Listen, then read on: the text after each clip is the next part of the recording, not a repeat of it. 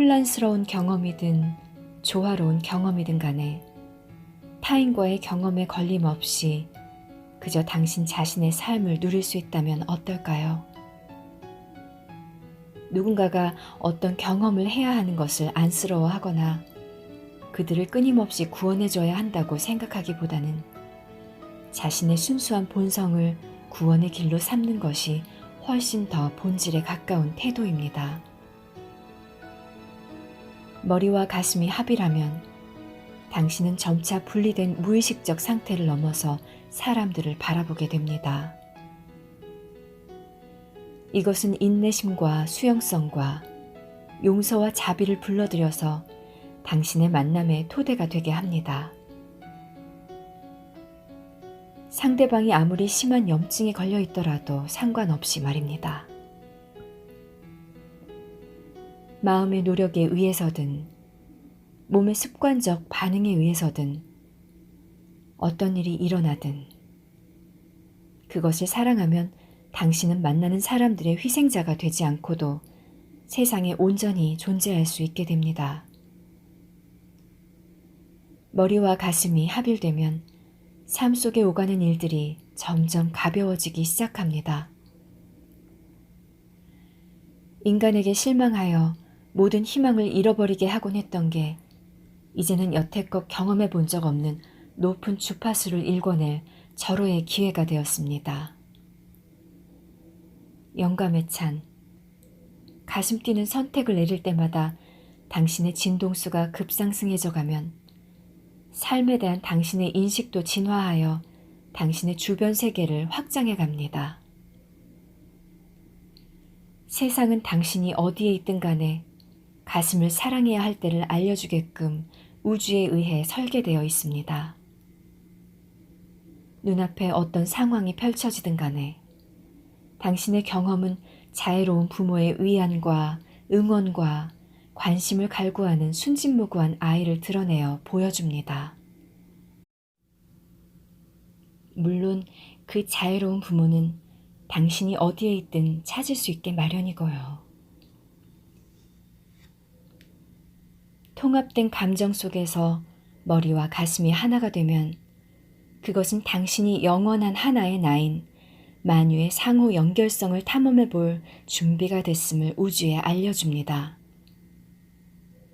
흔히 자아실현이라고 일컬어지는 깨어남의 경험을 일별할 때마다 당신은 우주의 눈을 통해 삶을 바라보는 기쁨과 지극한 존엄성과 초월의 느낌을 맛볼 수 있습니다. 그 같은 우주적 전망은 아마 이미 거기에 있을 것입니다. 그것은 단지 당신의 가슴이 열려 오로지 당신만이 보게끔 되어 있는 그 진실을 직접 목격할 수 있게 되기만을 기다리고 있는지도 모릅니다. 과잉 자극된 신경계의 어릿광대짓으로 자신을 가장하고 있긴 하지만 당신의 진정한 본성은 종종 어린아이 같은 방법으로 자신을 표현하기도 하는 의식의 씨앗입니다. 내가 그것을 당신의 정말 순수한 본성이라고 부르는 것은 이 때문입니다. 삶 속의 낱낱의 모든 반응 속에서 당신의 아이 같은 본성은 가슴에 놀라운 경의를 누려보라고 당신을 초대하고 있습니다. 마치 부모가 자식을 부르듯이 말입니다. 자신의 순수한 본성과 살아있는 연결고리를 만들어내면 당신은 일체의식의 가장 높은 차원에서 대화하게 됩니다. 머리와 가슴이 신성한 가약을 맺어 다시 하나가 되면 당신은 자신에게로 오는 모든 것을 선물로 바뀌게 하는 법을 터득하고 모든 만남에서 한층 더 열린 태도로 수월하게 사랑을 일궈낼 수 있게 됩니다.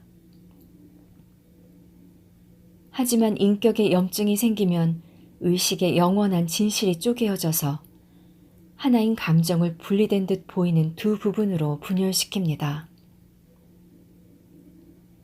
걱정과 고민에 쌓인 부모와 같은 머리와 조심스럽고 순진하고 상처받기 쉬운 아이 같은 가슴으로 말입니다. 그래도 과잉 자극된 신경계가 풀리기만 하면 머리와 가슴의 분리는 회복됩니다. 이것은 마치 아이들이 처음으로 삶을 탐사해가는 모습을 지켜보던 부모가 자신의 여리고 상처받기 쉬운 본성에 다시금 친숙해지는 과정과도 같습니다. 부모는 자신의 아이들을 통해 새로운 관점으로부터 모든 것을 재경험하면서 살기 시작합니다. 동시에 아이는 싹을 틔워 잠재된 모든 가능성을 활짝 꽃피울 수 있도록 필요한 관심과 애정과 보호를 받아들입니다. 아이와 부모란 가슴이 열리기 시작할 때 서로를 받아들이기 시작하는 의식의 서로 다른 측면들입니다. 이런 일이 일어나면 당신도 형체를 입은 신성의 빛인 자신의 진정한 본성으로 돌아올 수 있는 여건이 만들어집니다. 가슴에 중심을 둔 달인의 통합된 공간으로부터 당신은 만나는 모든 사람에게 전례 없는 최상의 부모, 잊어버렸던 최고의 절친, 상상으로도 받아본 적 없는 은총의 전달자가 되어줄 수 있습니다. 영원한 아름다움을 지닌 삶의 진실이 발견되고 나면 그것은 당신을 관통해 흐르면서 당신과 마주치는 모든 이들의 의식을 깨워줍니다. 이처럼 깊은 자각이 일어날 수 있는 지점까지 과잉 자극된 신경계를 풀어놓기 위하여 당신의 순수한 자아는 당신이 자신에 대해서나 다른 사람들에 대해 판단했던 모든 것을 주의 깊게 숙고해야만 합니다. 그것들과 하나씩 하나씩 연결되는 순간마다 당신의 아이 같은 가슴은 내면의 달인을 일깨우는 가장 직접적인 방법인 조건 없는 사랑에 당신을 입문시킵니다. 판단을 하는 자와 받는 자를 구별 없이 모두 사랑하면 당신의 순수한 자아는 어떤 말을 하든 무엇을 요구하든 상관없이 당신의 절대적 신뢰를 받게끔 되어 있습니다. 이 과정을 통해 되풀이되는 주제는 당신의 순진무구한 자아에게 당신이 이해와 관심과 응원을 베풀려고 늘 기다리고 있음을 상기시켜주는 일입니다. 시간이 가도 변할 줄 모르는 당신의 관심 어린 행동은 당신의 순수한 자아가 앞으로는 더 이상 예전처럼 홀대받지 않을 것임을 확신할 수 있게 해줍니다. 입문을 마치고 자신의 순수한 자아로부터 믿음과 신뢰를 회복하면 당신은 자신의 아이 같은 빛나는 가슴에 지혜로운 수호자가 됩니다. 가슴의 충동적인 요구를 항상 들어주지는 않을지 몰라도 그 같은 요구가 모든 대화의 목적은 아니라는 것을 당신은 언제나 알고 있습니다. 부모와 아이 사이의 모든 상호작용은 사랑에 뿌리박고 있습니다. 모든 존재가 가슴 한가운데로부터 하나 둘 깨어날 때 우주는 그토록 오래 기다려온 운명의 날을 기쁘게 맞이합니다. 당신이 다른 사람들을 위해 행동하는 법을 터득한 것과 마찬가지 방식으로 당신은 내면의 순수한 자아를 만나서 그것이 하는 모든 말도 칭찬의 선물로 바뀌게 할 수 있습니다. 어쩌면 당신은 두려움과 슬픔, 분노를 경험하면서 그것을 긍정적인 칭찬으로 바꿀 수 있다는 것을 알고는 놀란 적이 있을 것입니다. 두려움을 느낄 때는 어떻게 하면 거기서 벗어날 수 있을지를 궁리하는 것이 자연스러운 반응이긴 하지만 어떤 감정이든 그것을 떼어놓으려고 하는 것은 당신의 가슴에게 또다시 버림받는 느낌을 주는 결과를 가져올 뿐임을 깨달아야 합니다. 슬픔을 느꼈을 때 당신은 이 슬픔을 어떻게 치유할까? 이걸 어떻게 벗어나지? 하고 궁리했을지도 모릅니다. 이런 궁리는 슬픔은 벗어나라고 생긴 것이 아니라는 사실을 깨달을 때까지 당신을 깊은 패배감 속에 빠뜨려 놓을 것입니다. 슬픔을 벗어난다는 것은 곧 당신의 순수한 자아를 밀쳐내는 것입니다. 그것이 좀 더 올바로 행동할 때까지 말입니다. 두려움과 마찬가지로 슬픈 순간은 물리치거나 치유하거나 벗어날 수가 없습니다. 그것은 오로지 기꺼이 사랑하고자 하는 당신의 의지로서만 변화시킬 수 있습니다. 두려워하거나 슬퍼하거나 노여워하는 사람들까지도 따뜻이 다독거려주는 법을 터득한다면 당신은 통제하거나 부정할 수 없는 감정과의 관계를 변화시켜가면서 겹겹이 족건화되어 있던 층들을 하나하나 치유해낼 수 있습니다. 자기 칭찬의 기술로서 이런 감정들에 응답해가면 당신은 조건화된 내면의 층들을 낱낱이 1대1로 대면하게 됩니다. 아이와 같은 가슴이 두려움과 슬픔, 분노를 가져오면 내면의 깊은 지혜가 영감을 받아 긍정적으로 반응해 올 수도 있습니다. 그러면 가슴은 모든 감정을 편하게 느낄 수 있다는 걸 깨닫게 되지요. 칭찬의 힘을 통해 당신은 각 감정의 가장 긍정적인 느낌에 집중하게 됩니다. 거칠고 무겁고 고통스러운 경험까지 포함하여 낱낱이 감정 속에 감춰져 있는 선물을 찾아냄으로써 감당하기 어려운 감정에 반응하는 비결을 터득했다면 당신은 삶의 흐름과 어우러져 조화롭게 살아가게 하는 한층 요긴한 기술을 얻은 것입니다. 예컨대 두려운 순간을 경험할 때는 다음에 자기 칭찬의 기술을 가동해 보기를 권합니다. 두려워도 괜찮아. 네가 두려워하고 있다는 사실은 네가 특정한 경험을 피하고 싶어 한다는 걸 알려주고 있어. 네가 두려워하는 때는 네가 나의 관심을 얻으려고 두려움을 이용하는 것인지 아니면 내게 다른 쪽으로 가도록 일러주는 것인지를 내가 물어볼 수 있는 기회야. 어느 편이든 간에 두려움은 우주가 나를 어디로 인도하고 있는지를 더 분명히 알아낼 기회를 제공해주고 있어.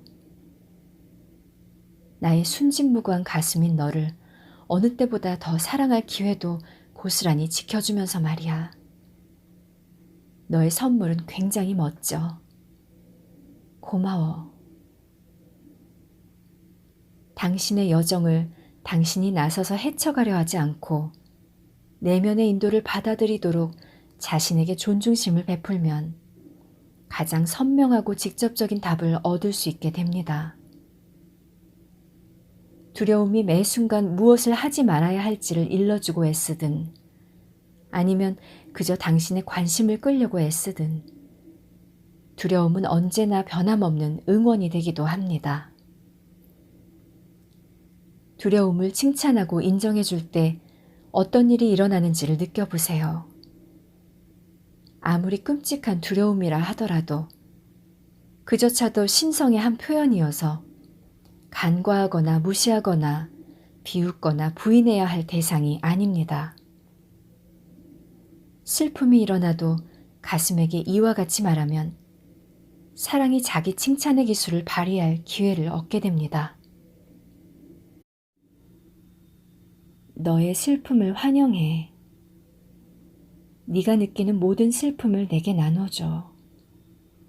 그게 네가 놓아보낼 준비가 되어 있지 않은 것을 잃어버려서 생긴 슬픔이라 하더라도 얼마나 슬픈 느낌이든 그 느낌은 그것이 너에게 얼마나 의미 깊은 것인지를 보여줄 뿐이야. 무엇을 잃어버려서 슬퍼하든 변해버린 것 때문에 슬퍼하든 그건 네가 네 자신에게 주어졌던 그것을 얼마나 소중히 여기고 있는지, 너에게 온 선물을 얼마나 귀하게 여기고 있는지를 보여주지. 나는 그것이 용기 있고 칭찬받을 만한 일이라고 느껴. 마찬가지로 자신이 지니고 있는 막강한 힘에 깜짝 놀랄 정도로 분노가 솟구칠 때도 호흡을 천천히 고르면서 가슴을 향해 이렇게 말함으로써 사랑을 안으로 들여보낼 수 있습니다. 분노야, 안녕? 넌 그렇게 화낼 권리가 있어. 너도 그걸 알아둬. 넌 그런 식으로 자신을 표현할 자유가 있어. 원 없이 실컷 폭발시켜도 괜찮아. 누구에게든 맘대로 손가락질하고 항변해도 괜찮아. 네 말에 귀 기울여 줄게. 너의 기준에 못 미치는 사람의 행동에 그토록 재빨리 반응할 수 있다니 대단한걸? 네가 실망을 달래려고 손가락질을 하고 있다고 해도 그건 너의 기준이 얼마나 높은지를 보여줄 뿐이야. 사실은 네가 체현하고 있는 가치야말로 다른 사람들이 지키지 않거나 불의를 저지르는 것을 지적할 수 있게 하는 힘이야. 이건 네가 나의 보호자로서 얼마나 열심히 일하고 있는지를 보여주는 일이야. 난 사실 그렇게 보호받을 필요가 없지만 말이야. 그렇게 항상 나를 지켜주니 고마워. 일이 네 방식대로 되지 않거나 상대방이 기대에 미치지 못할 때 네가 화를 내는 건 당연해. 넌 사람들이 네 말을 듣게 할 권리가 있고 어떻게 생각하든 어떤 말을 하든 벌받지 않을 거야. 난 네가 나누고 싶어하는 모든 말을 다 듣고 싶어. 널 억압하거나 비판하는 사람들에 대한 심판과 욕까지 모두 말이야. 네가 아무리 열을 내도 난 늘 여기서 네 말에 귀를 기울이면서 감탄할 거야. 너를 영원한 하나인 나로서 맞아들일 거야. 이와 같은 본보기를 보면 과거에 당신을 어지럽게 만들었던 그런 강렬한 감정들을 팔 벌려 맞아들이는 것이 얼마나 자연스러운 일이 될 수 있는지를 깨닫게 됩니다. 아이처럼 보드랍고 여린 가슴을 기쁜 마음으로 받아들이면 당신은 사랑과 수용력과 진정성으로서 무엇이든 변성시켜 놓는 방법인 칭찬의 진정한 목적을 깨닫게 됩니다. 이 같은 공간으로부터 영적 성장과 에너지 확장의 다음 단계로 상승함에 따라 내맡기는 가슴은 흥미진진한 완성의 지점에 이르게 됩니다.